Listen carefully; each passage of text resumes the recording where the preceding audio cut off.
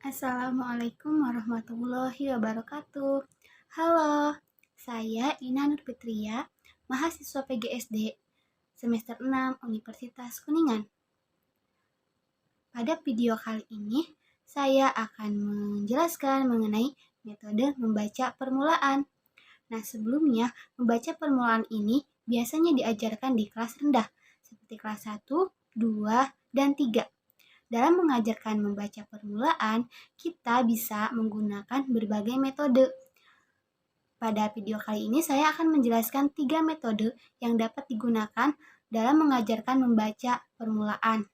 3 metode yang akan saya jelaskan, yang pertama, metode silaba atau suku kata, yang kedua, metode global, yang ketiga, metode struktur analitik sintetis atau SAS.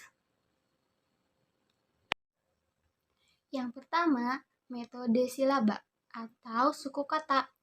Nah, metode ini metode yang menggunakan suku kata untuk mengajarkan siswa belajar membaca. Dalam metode ini terdapat kelebihan dan kekurangan. Yang pertama, ada kelebihan. Nah, kelebihan metode silaba dalam membaca tidak ada mengeja huruf demi huruf, sehingga mempercepat proses penguasaan kemampuan membaca permulaan. Kelebihan yang kedua, dapat belajar mengenal huruf dengan mengupas atau menguraikan suku kata. Suku kata yang dipergunakan dalam unsur-unsur hurufnya. Yang ketiga, penyajian tidak memakan waktu yang lama. Yang keempat, dapat secara mudah mengetahui berbagai macam kata. Ada pula kelemahan penerapan metode silaba.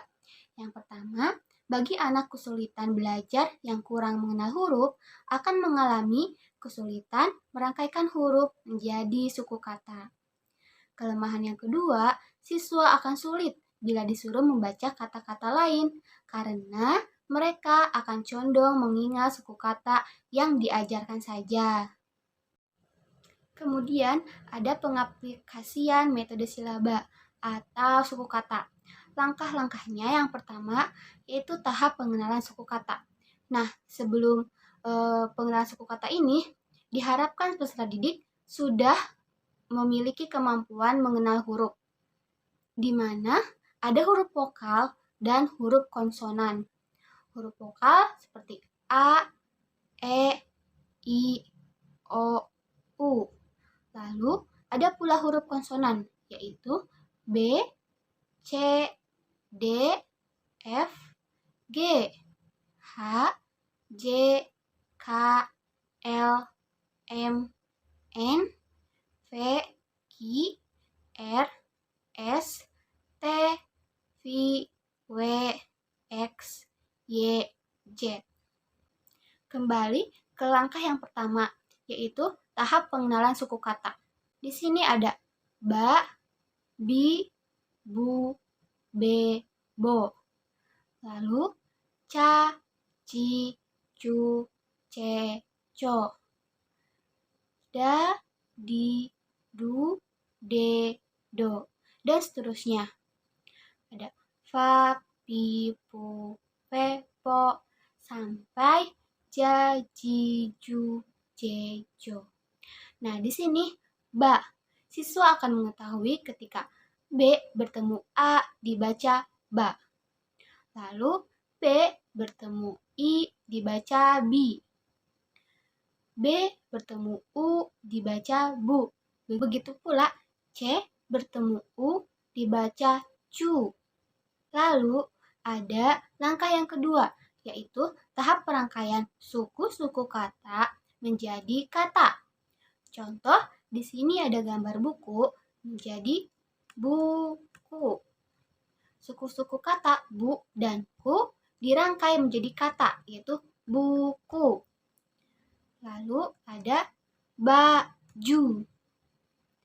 Suku-suku kata ba dan ju dirangkai menjadi kata baju. Lalu ada sapi. Suku kata sa dan pi dirangkai menjadi kata, yaitu sapi. Buku, baju, sapi. langkah yang ketiga, yaitu tahap perangkaian kata menjadi kalimat sederhana. Di sini, buku biru. Ada kata buku dan biru. Disusun, dirangkai menjadi kalimat sederhana, yaitu buku biru. Lalu ada baju bibi. Kata baju dan bibi dirangkai menjadi kalimat sederhana, yakni baju bibi.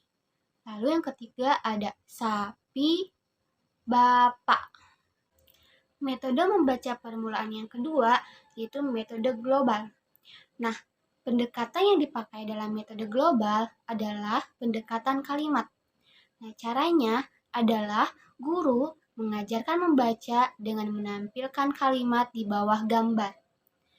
Lalu selanjutnya, siswa menguraikan kalimat menjadi kata, menguraikan kata menjadi suku kata, dan menguraikan suku kata menjadi huruf.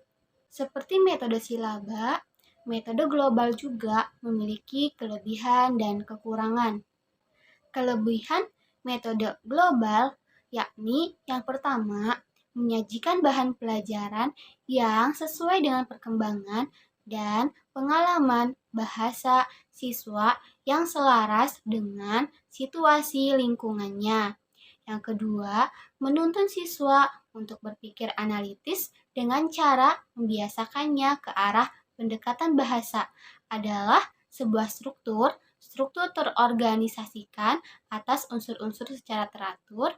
Kehidupan merupakan struktur yang terdiri dari bagian-bagian yang tersusun secara teratur. Yang ketiga, dengan langkah-langkah yang diatur sedemikian rupa, siswa lebih mudah mengikuti prosedur pembelajaran dan cepat menguasai keterampilan membaca.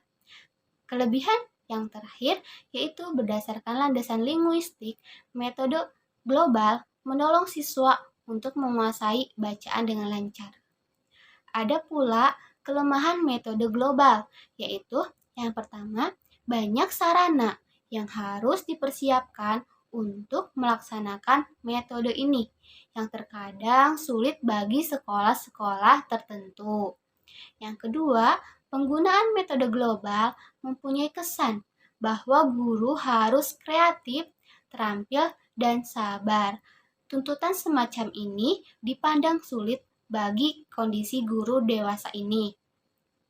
Yang ketiga, metode global hanya dapat dikembangkan pada masyarakat pembelajar di kota-kota dan tidak di pedesaan yang terpencil. Kelemahan yang terakhir, agak sukar menganjurkan kepada para guru untuk menerapkan metode global ini dalam proses belajar mengajar, karena memerlukan waktu yang banyak dan kreatif. Selanjutnya, pengaplikasian metode global. Yang pertama ada langkah-langkahnya. Yang pertama, siswa membaca dengan bantuan guru. Langkah yang kedua, menguraikan kalimat menjadi kata. Langkah yang keempat, menguraikan kata menjadi suku kata. Lalu, langkah yang terakhir, menguraikan suku kata menjadi huruf-huruf. Contoh, di sini disajikan gambar buku. Di bawah gambar ada kalimat ini buku. Siswa membaca kalimat ini buku dengan bantuan gambar. Kalimat ini buku diuraikan menjadi kata. Ini buku, kata ini dan buku. Ini buku. Lalu kata tersebut diuraikan menjadi suku kata. Ini buku. Ini buku. Lalu suku kata tadi diuraikan menjadi huruf-huruf. I, N, I, B, U, K, U. I, N, I, B, U, K, U. Metode membaca permulaan yang terakhir yaitu metode SAS atau struktural, analitik, sintetik. Nah, metode SAS merupakan salah satu jenis metode yang biasa digunakan untuk proses pembelajaran membaca permulaan bagi siswa SD kelas rendah. Metode SAS juga memiliki kelebihan dan kekurangan. Kelebihan dari metode SAS yang pertama, metode SAS menganut prinsip ilmu bahasa umum bahwa bentuk bahasa yang terkecil adalah kalimat. Yang kedua, metode ini menyajikan dan memperhitungkan pengalaman maupun perkembangan bahasa anak yang selaras dengan situasi lingkungannya. Kelebihan yang terakhir, metode ini menganut prinsip menemukan sendiri. Ada pula kekurangan metode SAS. Yang pertama adalah kurang praktis. Yang kedua, membutuhkan banyak waktu. Dan kelemahan yang terakhir, membutuhkan alat peraga. Selanjutnya, pengaplikasian metode SAS. Langkah-langkahnya, yang pertama, struktural, yakni menampilkan keseluruhan, di mana guru menampilkan sebuah kalimat. Langkah yang kedua, analitik, yakni melakukan proses penguraian, di mana guru mengajak siswa untuk mengenal konsep kata dan mulai menganalisis kalimat menjadi kata, kata menjadi suku kata, dan suku kata menjadi huruf-huruf. Langkah yang ketiga yaitu sintetik, yakni melakukan penggabungan kembali kepada bentuk struktural semula. Dari huruf diuraikan menjadi suku kata menjadi kata, dan kata menjadi kalimat semula. Contohnya, dalam langkah pertama, yakni menampilkan kalimat utuh, yaitu ini Budi. Ini Budi. Lalu, melakukan proses analitik, yaitu dari kalimat menguraikan menjadi kata. Ini Budi. Ini Budi menjadi kata ini dan kata Budi.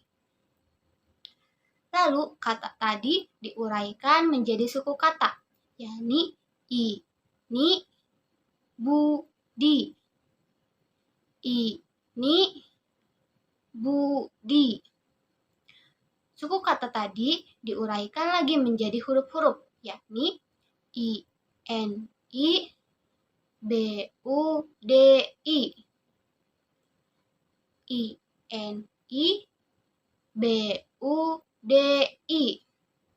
Lalu, langkah yang ketiga, yakni sintetik, yaitu melakukan penggabungan kembali dalam bentuk struktural semula. Dari huruf tadi diuraikan menjadi suku kata.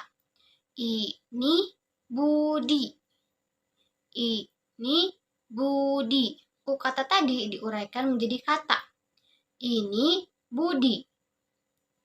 Ini Budi.